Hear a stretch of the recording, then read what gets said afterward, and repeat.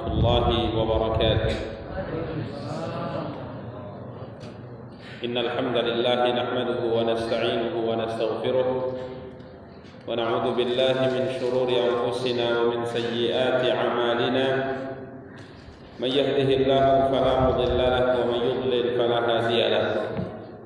أشهد أن لا إله إلا الله وحده لا شريك له وأشهد أن محمدا عبده ورسوله صلى الله عليه وعلى آله وأصحابه ومن اهتدى بهديه واستنى بسنته إلى يوم الدين وسلم تسليما كثيرا. أما بعد. Ikhwani wa akhawati kaum muslimin kaum muslimat rahimani wa rahimakumullah jami'an. Alhamdulillah, puji dan syukur senantiasa kita ucapkan untuk Allah Subhanahu wa taala atas nikmat dan karunia yang alhamdulillah senantiasa diberikan oleh Allah Subhanahu wa taala untuk kita semua. Salawat beserta salam semoga senantiasa dilimpahkan oleh Allah untuk junjungan dan panutan kita Nabi Allah yang mulia Muhammad sallallahu alaihi wasallam. Ikhwani wa akhwati kaum muslimin kaum muslimat rahimani wa rahimakumullah jami'an. Pada kesempatan yang berbahagia kali ini insyaallah taala kita akan kembali melanjutkan kajian dan pembahasan kita, mencoba untuk membaca salah satu di antara karya yang telah ditulis oleh Syekh Muhammad bin Abdul Wahhab rahimahullah, Kitab Tauhid alladzi huwa haqqullahi 'alal 'abid, di mana pada pertemuan yang lalu kita masih membahas bab yang kelima dari karya beliau ini, babun tafsirut tauhid wa syahadati an la ilaha illallah, penjelasan tentang tauhid dan syahadat la ilaha illallah, di mana dalil terakhir yang kita baca dari bab ini adalah apa yang difirmankan oleh Allah Subhanahu wa taala di dalam surat At-Taubah ayat 31. Tatkala Allah Subhanahu wa taala menceritakan tentang orang-orang ahlul kitab yang mana mereka menjadikan ahbarahum wa rubbanahum arbaban min dunillah, di mana ahlul kitab dari kalangan orang-orang Yahudi dan Nasrani menjadikan alim ulama mereka dan rahib-rahib mereka sebagai sesembahan atau Tuhan yang mereka sembah selain Allah Subhanahu wa taala. Jadi mereka menjadikan tokoh-tokoh agama mereka, alim ulama mereka, pendeta-pendeta mereka sebagai Tuhan yang mereka sembah selain Allah Subhanahu wa taala, arbabam min dunillah. Di mana telah kita jelaskan pada pertemuan yang lalu bahwa tatkala mereka menjadikan ahbar dan ruhban mereka sebagai sesembahan yang mereka sembah selain Allah, yakni dalam at-ta'ah, dalam ketaatan.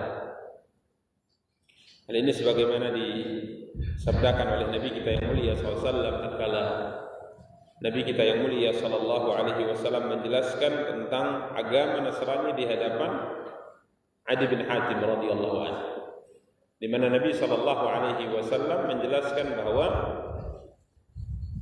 beliau lebih paham tentang agama Nasrani daripada Adi bin Hatim sebagai pemeluk agama itu.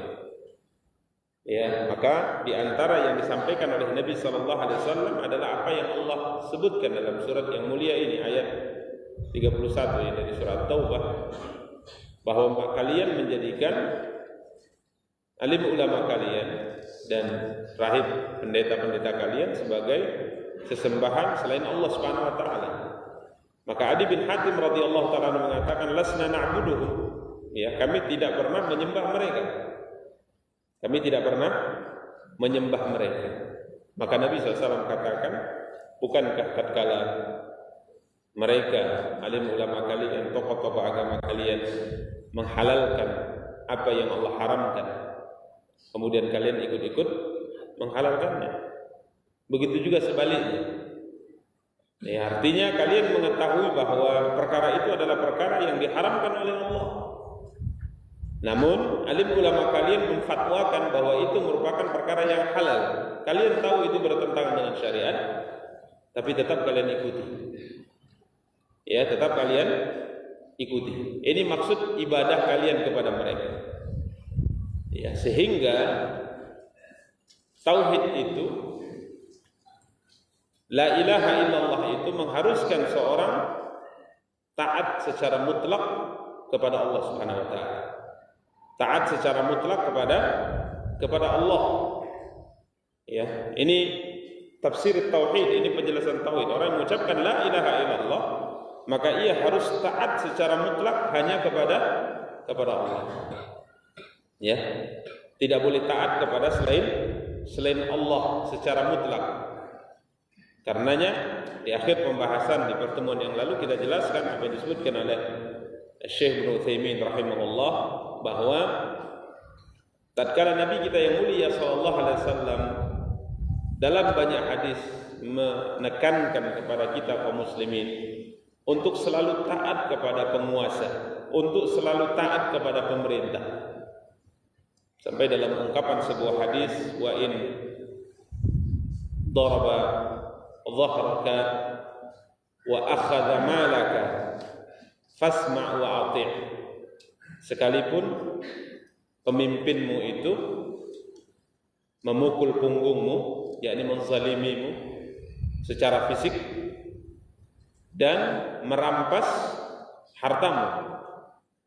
Ya, sekalipun penguasamu itu memukul punggungmu dan merampas hartamu, tetap engkau harus mendengar dan taat. Dan banyak hadis yang seperti ini. Sampai-sampai tatkala Nabi kita yang mulia sallallahu alaihi wasallam diminta oleh para sahabat agar kiranya Nabi sallallahu alaihi wasallam memberikan wasiat kepada mereka, Nabi sallallahu alaihi wasallam bersabda, "Alaikum bisunnati wa sunnatil khulafa'ir rasyidin al-mahdiyyin min ba'di, tamassaku biha wa 'addu 'alaiha bin nawajid." Ya, di antara yang ditegaskan oleh Nabi sallallahu alaihi wasallam dalam hadis tersebut, "Alaikum bis-sam'i wat ta'ah wa in ta'ammara 'alaikum 'abdun habasyi." Ya, kalian hendaknya selalu mendengar dan taat kepada pemimpin kalian, sekalipun yang memimpin kalian adalah seorang budak dari negeri Habasyah. Ya. Jadi penegasan sangat banyak, penekanan sangat banyak dalam banyak hadis agar kita selalu taat kepada pemimpin.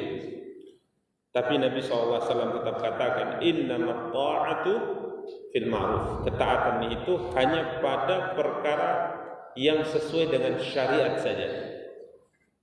Ya, jadi kalau seandainya para pemimpin menyuruhmu melakukan perkara yang bertentangan dengan syariat, maka Nabi SAW katakan, fa'in amaru bima'siyatin fala sam'a wala ta'ah. Jika seandainya mereka memerintahkan kalian untuk melakukan perbuatan maksiat kepada Allah, maka tidak mendengar dan tidak taat. Kita tidak boleh mendengar dan kita tidak boleh taat. Ya, maka ketaatan mutlak hanya untuk siapa? Allah Subhanahu wa taala. Artinya kalau Allah Subhanahu wa taala sudah memerintahkan kita dengan satu perintah, maka wajib kita mengatakan sami'na wa ta'na secara mutlak. Tatkala Allah sudah putuskan hukum, maka kita mengatakan sami'na wa ta'na. Ini tafsir tauhid. Jadi orang mengucapkan la ilaha illallah, ketaatan secara mutlak hanya kepada Allah. Ya. Ini ikhwani kaum muslimin yang muliakan dan dirahmati Allah. Ini yang kita jelaskan pada pertemuan yang lalu. Beginilah seharusnya seorang itu beragama. Ya, beginilah seharusnya seorang itu beragama. Artinya tatkala pembahasan terkait dengan agama, maka ketaatan itu secara mutlak hanya kepada Allah Subhanahu wa taala, hanya kepada Allah dan Rasulnya yang mulia sallallahu alaihi wasallam. Ini ikhwani kaum muslimin wa akhwati kaum muslimat yang dimuliakan dan dirahmati Allah. Maka jangan kita seperti ahlul kitab yang menjadikan alim ulama kita sebagai sesembahan yang kita sembah selain Allah. Artinya tatkala kita tahu seorang alim itu berkata, menyampaikan satu pendapat yang jelas-jelas bertentangan dengan Al-Quran dan hadis Nabi sallallahu alaihi wasallam, kemudian kita tetap mengikutinya. Kalau jelas-jelas bertentangan, tidak boleh. Ya, ini tidak boleh karena ketaatan itu hanya mutlak kepada Allah dan Rasul yang mulia sallallahu alaihi wasallam. Ini pembahasan terakhir yang kita bahas pada pertemuan yang lalu, dan sekarang kita akan masuk pada dalil berikutnya yang disebutkan oleh penulis dalam bab ini, bab tafsir tauhid wa syahadati an la ilaha illallah. Dalil berikutnya, dalil yang kelima ya. 4 atau 5? Iya, yang keempat. Dalil yang keempat, apa yang Allah firmankan dalam surat Al-Baqarah ayat 165. Surah Al-Baqarah ayat 165. Allah berfirman, A'udzu billahi minasyaitonir rajim. Wa minan nasi may yattakhidhu min dunillahi andadan yuhibbunahum ka hubbillah walladzina amanu asyaddu hubban lillah. Allah Subhanahu wa taala berfirman yang artinya, dan di antara manusia, tidak semua manusia. Ya, min sini mengisyaratkan kepada sebahagian.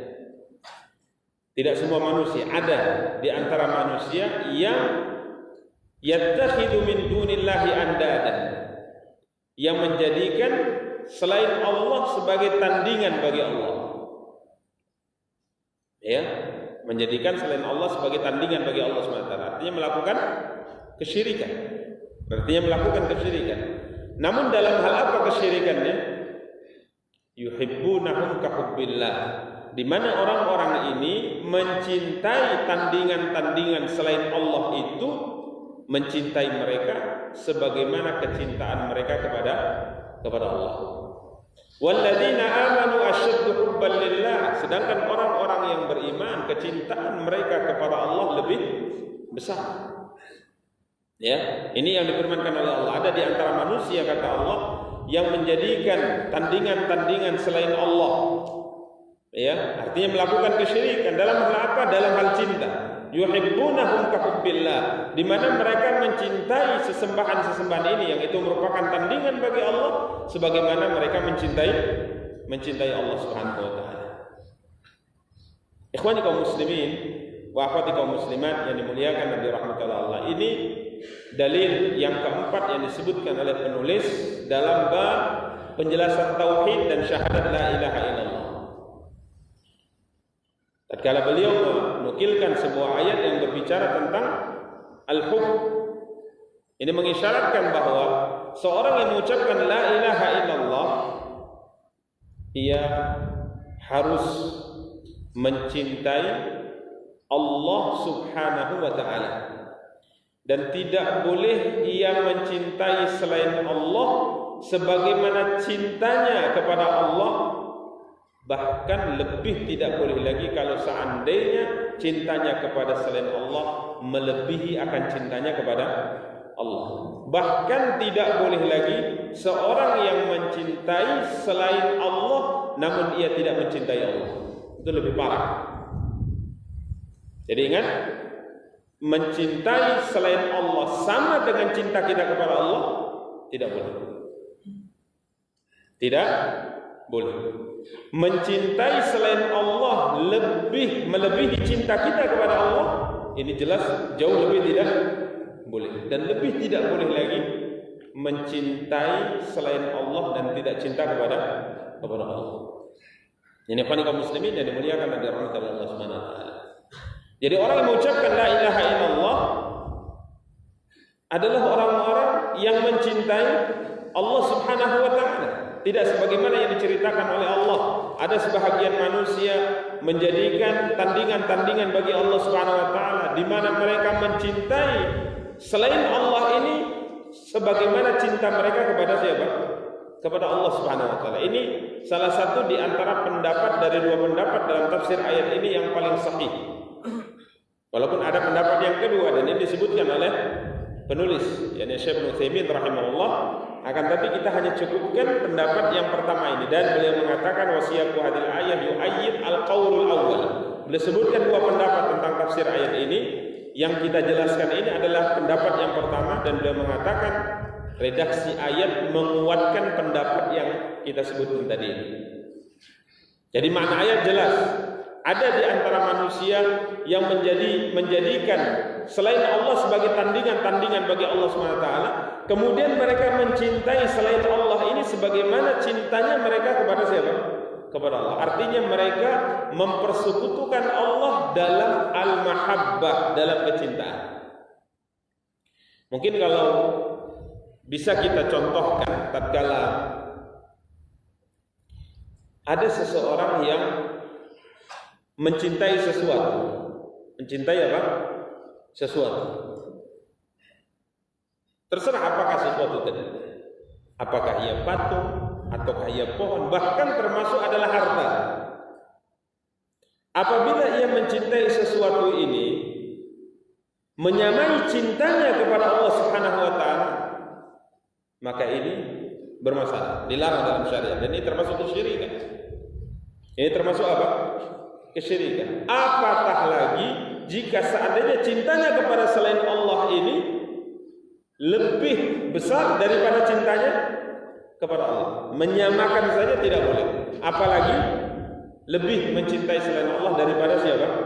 Daripada Allah Subhanahu wa taala. Makanya orang yang bertauhid, orang yang mengucapkan la ilaha illallah, orang yang beriman kepada Allah, pasti cintanya kepada Allah lebih besar daripada kepada yang lain. Ini ikhwani kaum muslimin wa akhwati kaum muslimat yang dimuliakan dan dirahmati oleh Allah Subhanahu wa taala. Sehingga penulis mengatakan suatu kenyataan dalam kehidupan sebagian orang yang melakukan kesyirikan kepada Allah. Beliau nukilkan ini orang-orang yang sebagai orang-orang yang mencintai mungkin dan menghormati para wali. Para wali. Ya, kita katakan bahwa mencintai para wali-wali Allah Subhanahu wa taala ini merupakan kewajiban yang harus kita miliki. Ya, hanya saja jangan sampai kecintaan kita kepada wali menjadikan kita mencintai wali tadi sebagaimana cinta kita kepada siapa? Kepada Allah, bahkan lebih mungkin. Ini berbahaya. Sehingga beliau contohkan, tatkala ada seorang bersumpah atas nama Allah Subhanahu wa taala, dia berani menyebut nama Allah dengan sumpah palsu, padahal dia tidak berani bersumpah dengan menyebut nama wali, padahal sumpahnya apa? Palsu. Ini praktik nyata mungkin ada di Timur Tengah ya. Tatkala ada orang mungkin menghormati seorang wali, tatkala ditanya misalnya, apakah engkau mencuri? Dia mengatakan, padahal dia pencuri, dia mengatakan, demi Allah saya tidak mencuri. Karena dia berani berdusta tatkala bersumpah dengan menyebut nama Allah, ini menunjukkan penghormatannya dan kecintaannya kepada Allah dalam hatinya terlalu kecil, terlalu lemah. Maka dia berani bersumpah dengan menyebut nama Allah padahal sumpahnya palsu. Tapi misalnya tatkala ditanyakan kepadanya, demi Syekh Abdul Qadir Al-Jailani misalnya, apakah engkau mencuri? Dia mengatakan, iya saya mencuri. Ngaku dia. Kenapa? Karena dia tidak berani berdusta tatkala disebutkan nama wali ini. Ini berarti masalah dalam tauhidnya. Pengagungan, penghormatan, kecintaan kepada wali ini lebih besar. Lebih besar. Dia sangat daripada kecintaan, pengagungan dan penghormatan kepada dia. Kepada Allah Subhanahu wa taala. Kadang-kadang dia masuk dalam masjid. Di masjid berani berteriak, berani berkata, berani berkata kotor, berani berkata-kata dengan kata-kata semau dia.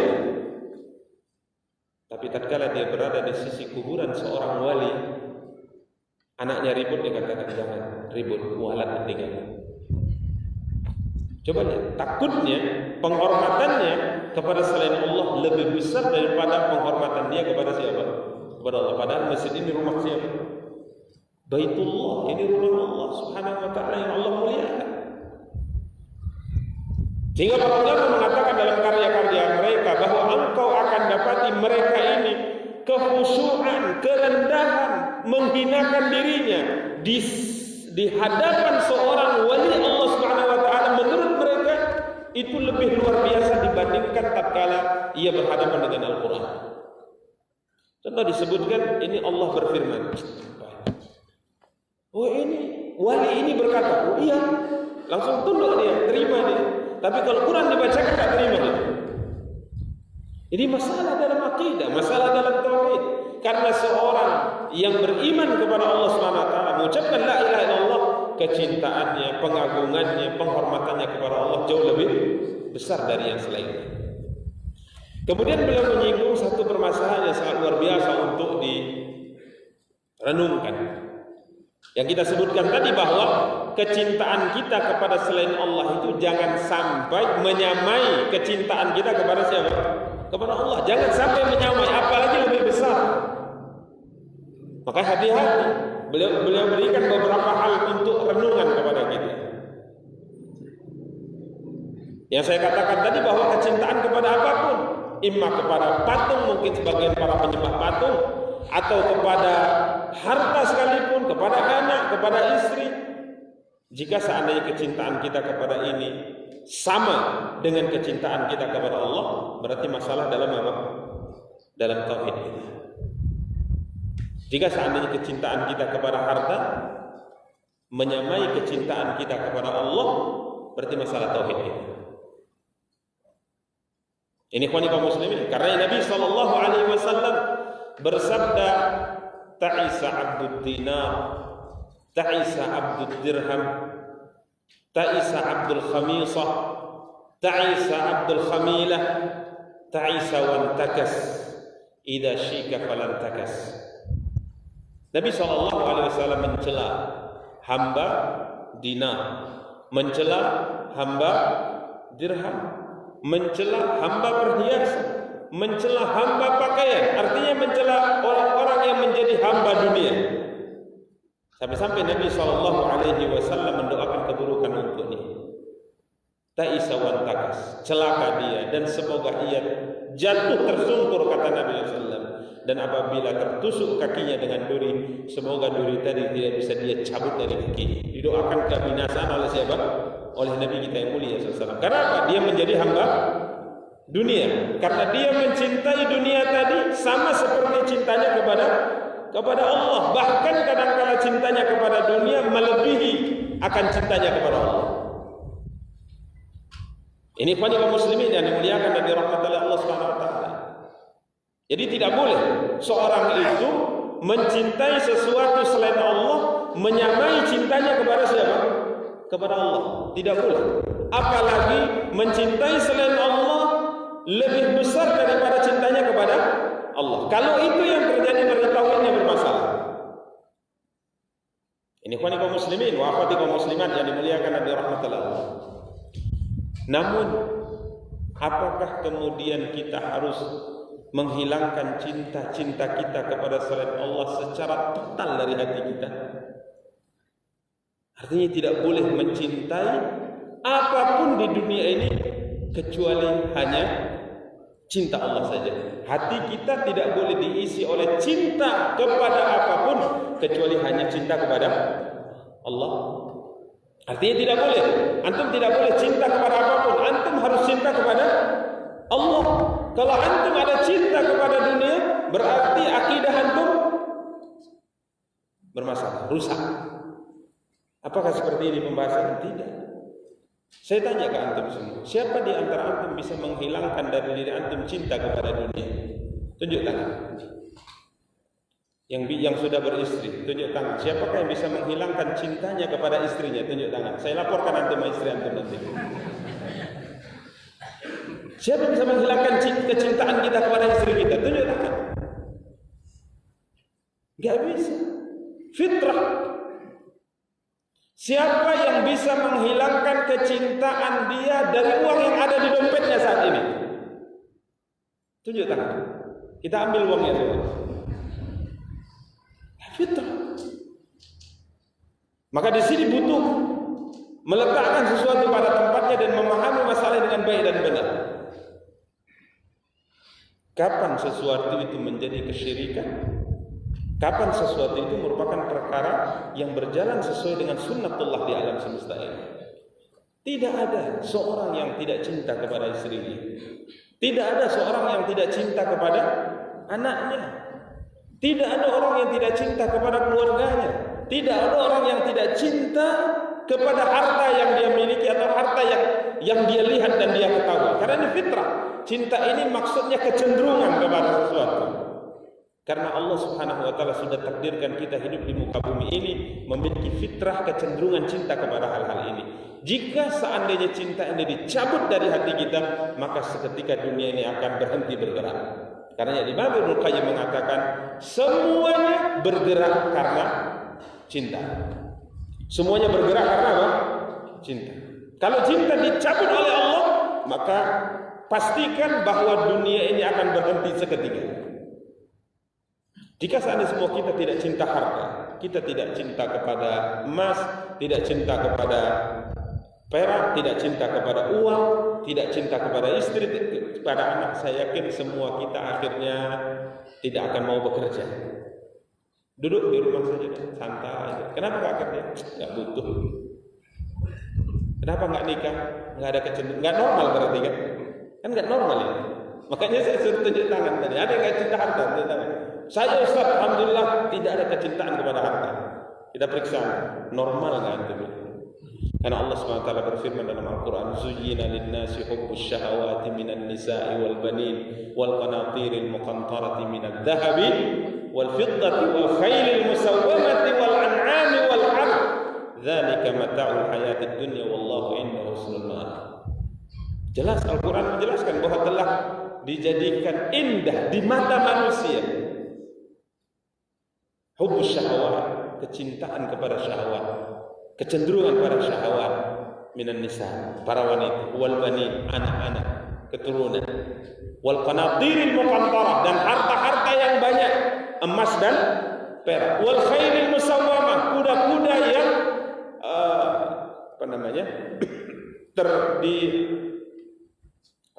bahasa Indonesianya tersusun, ya, wal khailil musawwamah wal an'am, begitu juga hewan ternak, wal haras, begitu juga dengan ladang pertanian. Dan Allah mengatakan dzalika mata'ul hayatid dunya, itulah sedikit kenikmatan daripada kenikmatan apa? Kenikmatan dunia, perhiasan dunia. Jadi semua orang ditakdirkan mencintai ini semua. Makanya tatkala kita membahas seorang itu tidak boleh mencintai sesuatu sebagaimana cintanya dia kepada Allah atau melebihi cintanya kepada Allah, bukan berarti kita harus menghilangkan dari diri kita kecenderungan dan kecintaan kepada dunia ini, tidak. Bukan itu maksudnya, karena kita tidak bisa menghilangkan ini. Sampai Nabi SAW katakan, hubbiba ilayya min dunyakum an-nisa' wal 'idhr. Telah ditakdirkan oleh Allah kecintaan untuk diriku dari dunia kalian ini, para wanita, istri-istri beliau, dan juga minyak wangi, parfum. Beliau sangat suka dengan apa? Minyak wangi. Tatkala Nabi kita yang mulia sallallahu alaihi wasallam ditanya, "Ya Rasulullah, man ahabbun nasi ilaik?" Ya Rasulullah, siapakah orang yang paling engkau cintai? Amr bin As radhiyallahu taala dikirim oleh Nabi sebagai jenderal perang. Kemudian Nabi SAW memakaikan di kepalanya sorban dengan tangan beliau alaihi salatu wassalam. Banyak jenderal perang yang sudah dipilih dan dikirim oleh Nabi, tapi biasanya Nabi katakan berangkat kau ke sana, pesannya ini dan ini.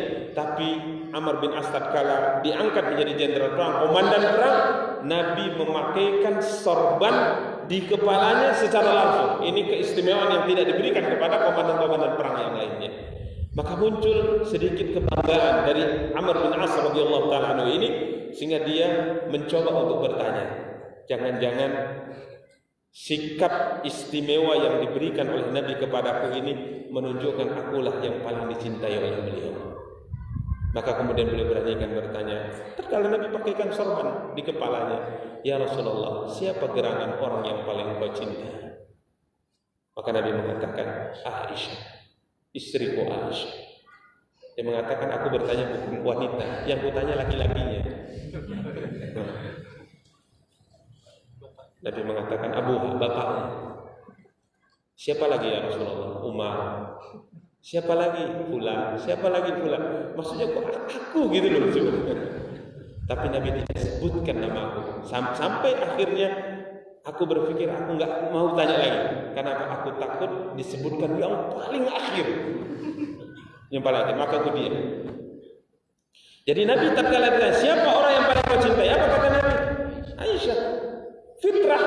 Apakah kemudian kita katakan Nabi mencintai Aisyah menyamai akan cinta Nabi kepada Allah? Tidak. Tapi ini cinta fitrah. Gak mungkin orang menghilangkannya kecuali kalau yang mau cerai mungkin. Yang mau cerai, ya. Kamu cinta istrimu? Enggak. Ada kebaikan pada istrimu? Enggak ada. Pada dulu waktu sebulan baru menikah, enggak ada wanita terbaik kecuali istrimu. Begitulah, ya biasanya benar kata pepatah, kemarau 1 tahun. Gimana pepatahnya? Hilang dengan hujan satu hari. 1 tahun kemarau hilang dibantu hujan 1 hari. Ini ikhwani kaum muslimin yang muliakan dan rahmatullah. Lalu bagaimana cara mendudukkan masalah ini? Ikhwani kaum muslimin wa akhwati kaum muslimat yang dimuliakan dan dirahmati Allah Subhanahu wa taala, ini bisa kita pahami dengan memahami 3 macam cinta yang dijelaskan para ulama. Yang pertama, al-mahabbatu lillah. Cinta karena Allah. Cinta karena Allah. Artinya mencintai sesuatu karena cinta kita kepada Allah. Kita mencintai sesuatu karena cinta kita kepada Allah. Ini sama sekali tidak bertentangan tauhid, bahkan ini penyempurna apa? Tauhid. Karena Nabi SAW katakan awthaqu ural iman al-hubbu fillah wal bughdu fillah. Ikatan iman yang paling kuat kata cinta karena Allah, benci karena Allah. Ya, ini yang pertama. Jadi kita mencintai sesuatu karena sesuatu itu dicintai oleh Allah. Kita mencintai seseorang karena seseorang itu dicintai oleh Allah. Contoh, kenapa kita cinta Nabi? Karena Nabi dicintai oleh Allah. Ini penyempurna tauhid. Ya. Kenapa kita cinta Quran? Karena Quran firman Allah Subhanahu wa taala. Kenapa kita cinta orang beriman? Karena orang beriman diperintahkan kita mencintainya dalam Al-Quran. Ini cinta karena apa? Karena Allah. Jadi kita mencintai hal-hal ini bukan karena zatnya, tapi karena terkait dengan cinta kita kepada siapa? Kepada Allah. Ada pepatah mengatakan, disebutkan oleh penulis, berkata Majnun Laila. Ini cerita yang masyhur ya. Majnun Laila dikenal dalam istilah kita Laila Majnun. Tahu Laila Majnun kan? Laila Majnun tahu? Lelaki yang tergila-gila oleh Laila. Sampai ini menjadi kata-kata permisalan di kalangan orang Arab. Kullun nasi yadda'i waslan bi Laila wa Laila la tukiru lahum bidzaka. Semua orang mengaku punya hubungan khusus dengan si Laila ini, padahal Laila sama sekali tidak mengenal mereka. Jadi pepatah, karena dulu konon ceritanya ada seorang lelaki bernama Qais yang memiliki cinta yang sangat luar biasa dengan si Laila ini, tapi cinta yang tidak kesampaian. Cinta yang tidak kesampaian, artinya tidak direstui cintanya, sehingga disebut dengan Majnun Laila. Karena cintanya yang berlebihan sehingga menjadikan dia gila. Makanya para ulama katakan hati-hati dengan apa? Cinta. Cinta itu bisa membuat orang itu bodoh padahal sebelumnya dia pintar. Cinta itu bisa membuat orang itu gila padahal sebelumnya dia waras. Bahkan cinta itu bisa membunuh seseorang padahal sebelumnya dia hidup sehat. Cinta. Makanya hati-hati dengan apa? Cinta. Maka kalau sudah cinta, nikahi. Kalau sudah cinta apa? Nikahi. Karena Nabi SAW mengatakan, aku tidak melihat sesuatu yang terbaik dari 2 orang yang saling mencintai kecuali dengan apa? Menikah. Ini pesan Nabi SAW. Ini disampaikan khususnya kepada para pemuda. Ya, kalau sudah menikah pesan ini berbeda ya. Jadi ini kaum muslimin yang muliakan dan dirahmati Allah. Majnun Laila.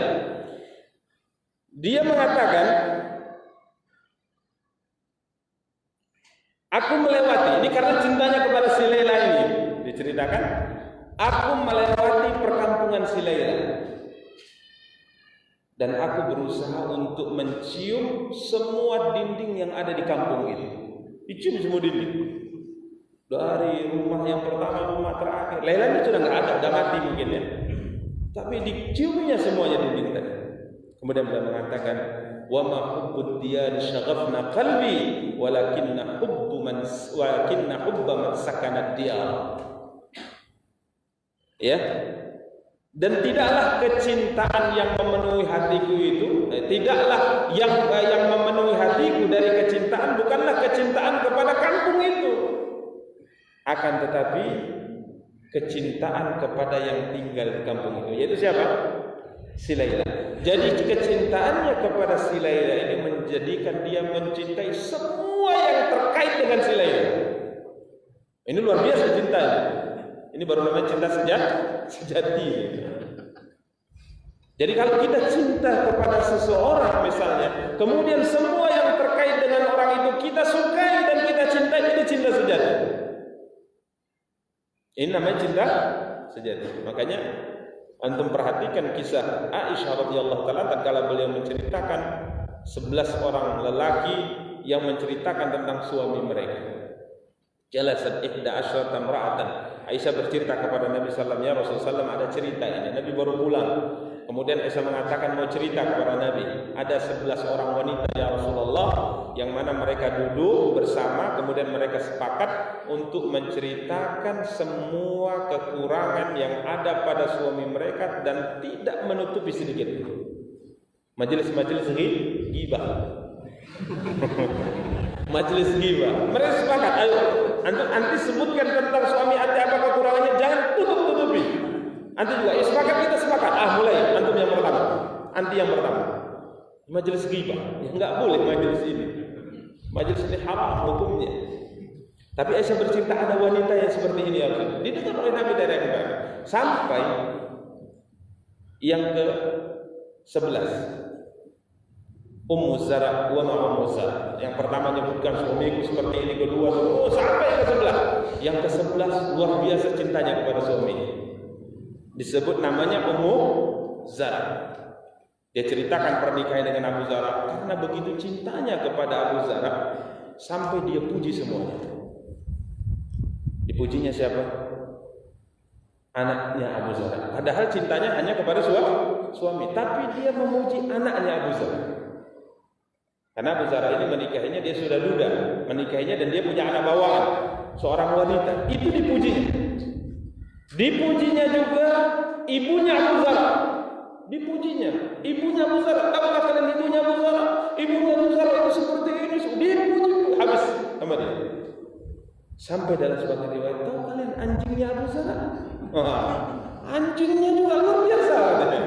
Beginilah orang kalau sudah cinta.